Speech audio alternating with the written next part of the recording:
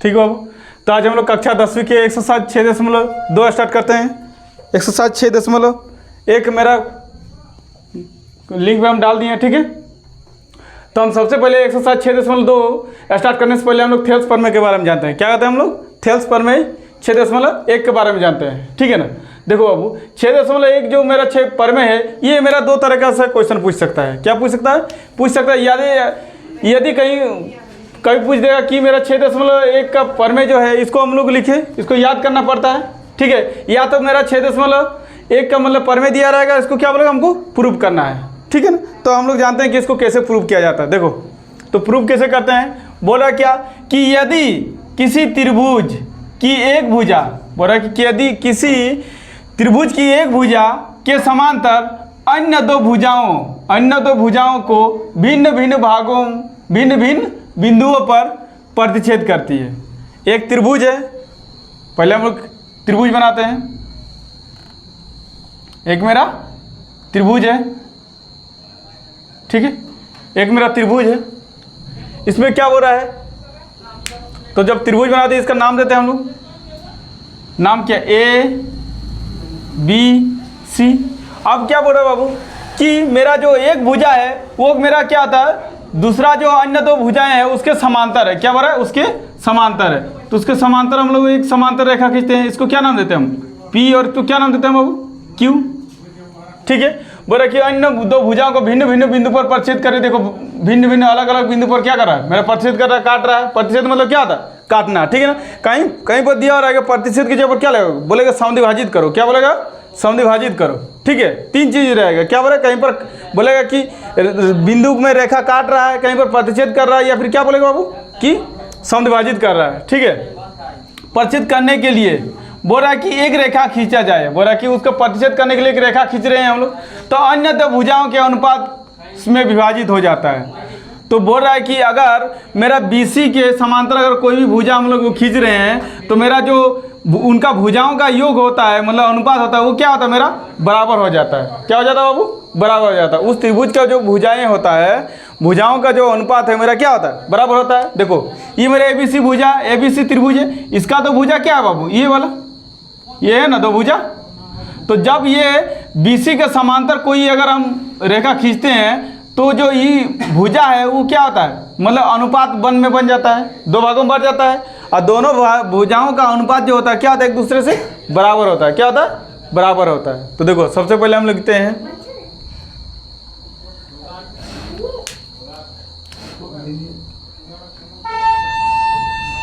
कि दिया है त्रिभुज ABC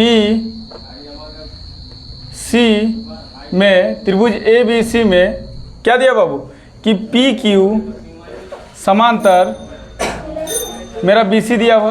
क्या दिया हुआ, मेरा BC दिया हुआ है। जब मेरा ये समांतर है तो हमको क्या सिद्ध करना है बाबू,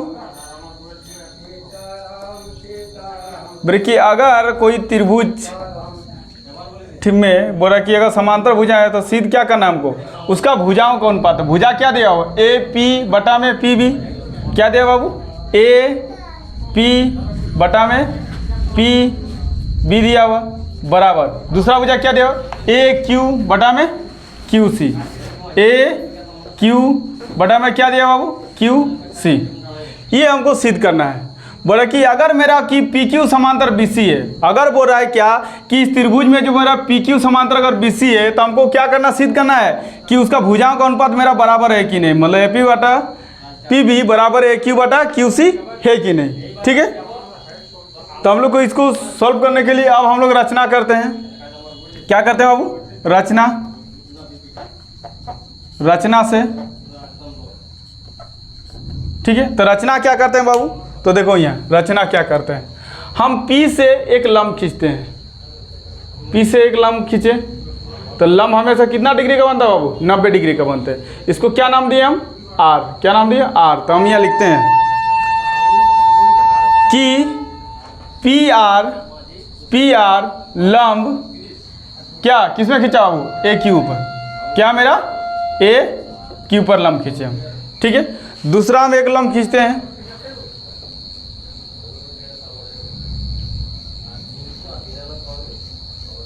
इसको क्या नाम दिया, एस। तो क्या हम लंब खींचे बाबू कि क्यू एस लंब, क्यू एस लंब क्या मेरा किसमें खींचे हम, ए पी में, ए पी में। ठीक है, इतना तो कोई प्रॉब्लम बाबू नहीं ना। आप देखो जब ऊपर वाला मिला दिया तो नीचे को भी हम मिला देते हैं, नीचे वाला को क्या करते हैं, मिला देते हैं, इसको भी इसे पी से मिला दिए। ठीक है, तो अब हम लोग देखते हैं कि कैसे करेंगे। देखो अब मेरा ट्राइंगल दिख रहा है बाबू कि दो भागों में बटा हुआ है कि नहीं। तो हम पहले क्या लेते हैं कि त्रिभुज ए पी क्यू में, क्या लेते हैं हम, त्रिभुज ए पी क्यू में। ठीक है, अब यहाँ लिखते हैं हम लोग कि अब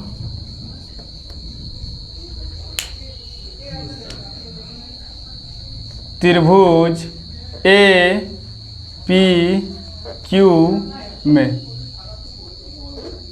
ठीक है, त्रिभुज ए क्यू में। तो हम उसका क्षेत्रफल निकालते हैं। तो हम क्या लिखते हैं, देखो ए आर, ए आर मतलब क्या होता है वो, क्षेत्रफल। क्षेत्रफल त्रिभुज ए पी क्यू बराबर, त्रिभुज का क्षेत्रफल क्या होता है, फॉर्मूला वो, तो मेरा हाफ इंटू आधार गुना क्या होता है, ऊंचाई। गूंगी ऊंगी हो गई क्या ठीक है, तो मेरा आधार क्या है बाबू, आधार का हाफ, और आधार क्या, आधार हम इसको ए पी लिए ना, तो ए पी को मान लिया हम, आधार क्या मान लिया हम, ए पी को मान लिए, तो ए पी मेरा आधार हो गया। ठीक है, गुना, तो ऊंचाई क्या होगा, तो ए पी से कौन सा लंब खींच रहा बाबू, पी आर, तो ऊंचाई मेरा यहाँ क्या हो जाएगा बाबू, पी आर। इसको क्या मान लेते हैं हम, समीकरण 1, क्या मान लेते हैं बाबू इसको, समीकरण 1। ठीक है, दूसरा मेरा एक कौन सा त्रिभुज लेंगे बाबू, तो देखो मेरा दूसरा त्रिभुज क्या लेते हैं, पी क्यू बी में, कहाँ, पी क्यू बी में। ठीक है, ये वाला त्रिभुज लेते हैं हम। तो हम लिखते हैं यहाँ पर कि एरिया त्रिभुज पी क्यू बी बराबर, इसमें भी फॉर्मूला वही होगा, हाफ इंटू आधार गुना ऊंचाई, आधार गुना ऊंचाई। देखो तो इसमें हम क्या मान लेगा, पी क्यू बी में, इसमें हम आधार क्या मान लेते हैं, पी बी, क्या मान लेते हैं हम, पी बी। तो देखो हाफ इंटू पी बी गुना ऊंचाई क्या होगा, जो मेरा पी से गया है लंब, लंब हमेशा ऊंचाई के लाता, क्या होगा, पी आर। मेरा क्या मिल गया, समीकरण 2 मिल गया। अब जब मेरा समीकरण 1 और 2 मिल गया तो हम क्या निकालते हैं,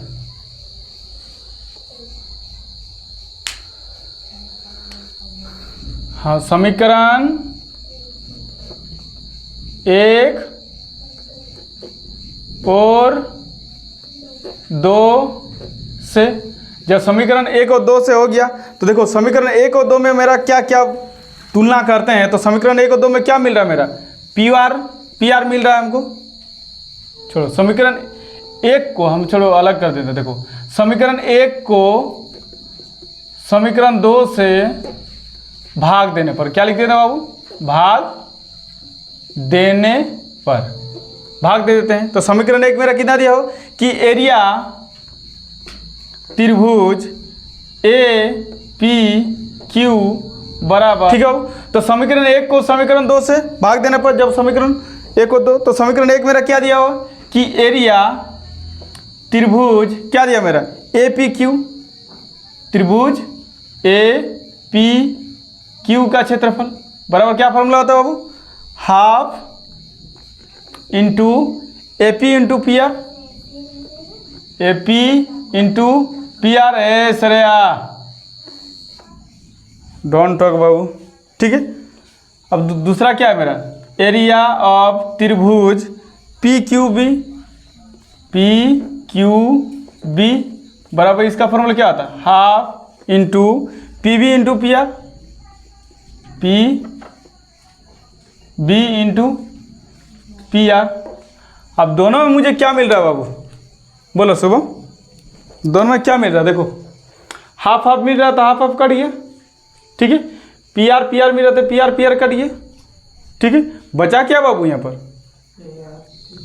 एरिया त्रिभुज ए पी क्यू का क्षेत्रफल बराबर क्या बचा यहाँ, ए पी, और एरिया त्रिभुज पी क्यू बी का क्षेत्रफल बराबर यहाँ क्या बचा, पी बी, ए पी बटा पी बी। इसको हम क्या मान लेते हैं, समीकरण एक्स मान लेते हैं। इतना बड़ा नहीं मानते, थोड़ा सा हल्का सा समीकरण एक्स मान लेते हैं। क्या मान लें हम, समीकरण एक्स। इतना तो कोई प्रॉब्लम हो शुभम? चलो अब हम दूसरा मानते हैं। देखो अब हम मानते हैं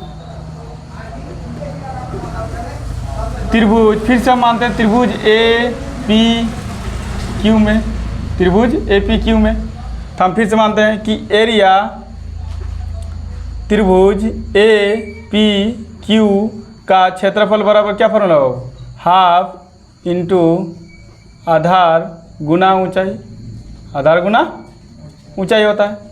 देखो हम ए पी क्यू मतलब आधार मेरा हाफ इंटू, देखो आधार हम इधर तो मान चुके हैं बाबू, माने ना। अब हम इसको मान लेते हैं ए क्यू को आधार मान सकते हैं ना। तो यहाँ क्या हो गया मेरा, ए क्यू आ गया गुना ऊंचाई मेरा क्या होगा, क्यू से कौन सा लंब जा रहा है, क्यू एस। यहाँ क्या हो जाएगा, क्यू एस इक्वेशन। यहाँ 2 मान चुके थे, 1 2 मान चुके थे, तो क्या हो गया मेरा इक्वेशन 3 आ गया।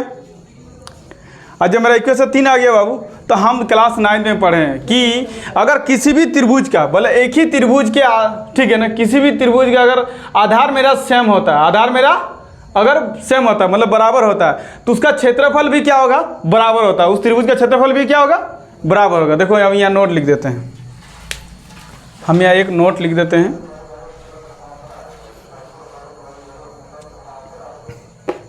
कि क्या लिख देते हैं बाबू,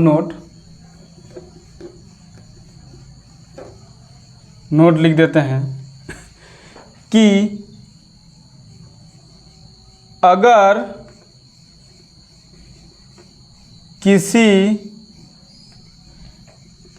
एक ही त्रिभुज के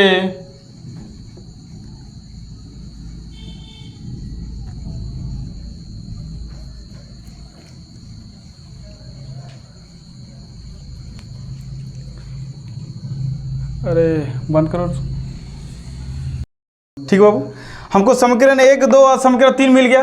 तो हम पढ़ चुके हैं क्लास 9 में कि समान आधार वाले जो त्रिभुज होता है उसके क्षेत्रफल क्या होता है मेरा, बराबर होता है। क्या होता है, बराबर होता है। तो हम यहाँ पर एक नोट लिखते हैं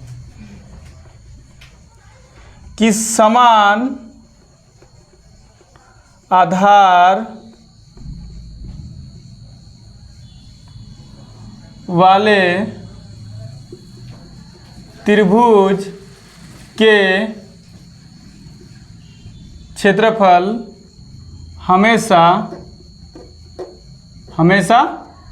बराबर होते हैं। क्या होते हैं बाबू, बराबर होते हैं। कैसे बराबर होता है, तो यहाँ देखो बराबर कैसे होता है मेरा। तो यहाँ मेरा ट्राइंगल पहले क्या था, पी क्यू बी था।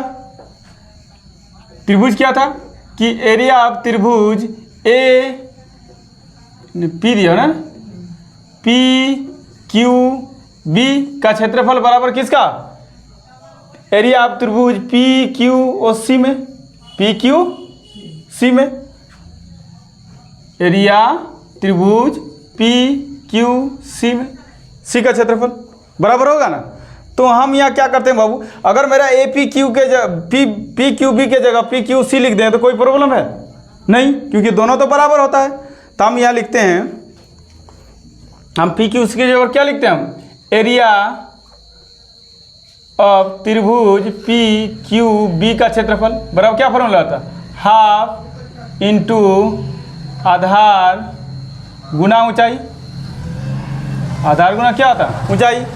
तो देखो हम ये आधार क्या मान लिया बाबू, क्यू सी, क्या मान लिया हम, आधार क्यू सी। तो यहाँ पर क्या आ जाएगा, हाफ इंटू आधार मेरा क्या होगा क्यू सी गुना ऊंचाई मेरा क्या होगा क्यू से कौन सा लंब है मेरा क्यू एस। समीकरण मेरा क्या मिल गया 4। अब जब मेरा समीकरण 3 और 4 मुझे मिल गया तो हम वही जो करते आए हैं शुरू से हमेशा, क्या करते हैं कि समीकरण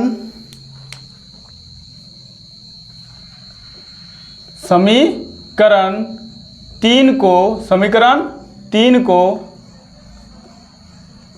समीकरण 4 से भाग देने पर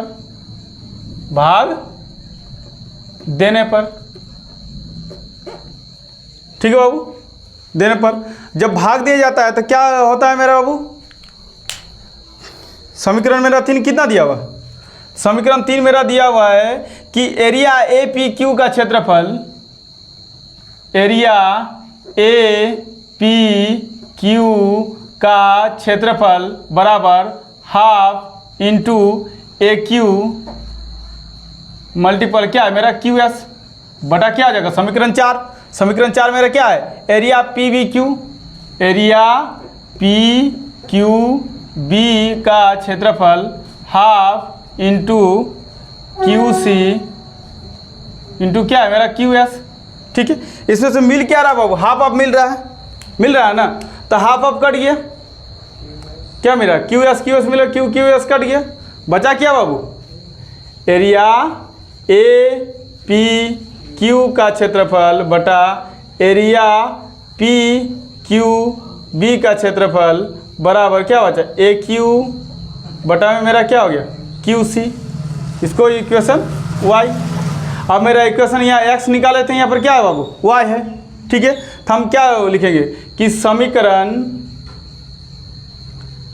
एक्स और वाई में, समीकरण वाई में, तो मेरा समीकरण एक्स और वाई में क्या क्या मिल रहा है बाबू, मेरा area of A P Q और एरिया ऑफ पी क्यू ये दोनों मेरा मिल रहा है, जो मेरा मिलता है उसमें से वो क्या आता है हट जाता है, तो बचा क्या मेरा बाबू सिर्फ ए पी बटा में पी बी बटा में यहाँ क्या बचा ए क्यू बटा में क्या बचा क्यू सी। हमको क्या सिद्ध करना है ए पी बटा पी बी और क्यू, तो मेरा प्रूव हो गया।